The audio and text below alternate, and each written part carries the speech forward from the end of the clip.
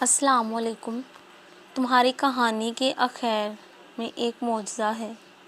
تمہاری کہانی میں من پسند شخص کا ملنا لکھا ہے۔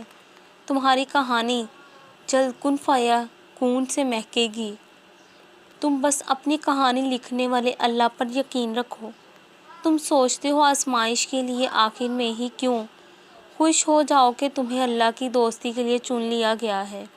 تہجد کی خاموشی میں بہنے والے تمہارے آنسو اللہ کو راضی کر لیتے ہیں۔ میرا اللہ تو سمندر کا مالک ہے، لیکن پیار وہ ہمارے ایک آنسو سے کرتا ہے۔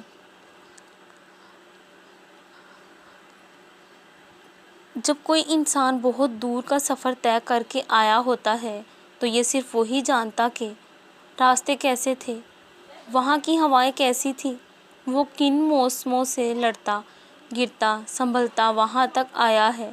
سننے والے صرف یہ جان سکتے ہیں کہ وہ کہاں سے آیا ہے۔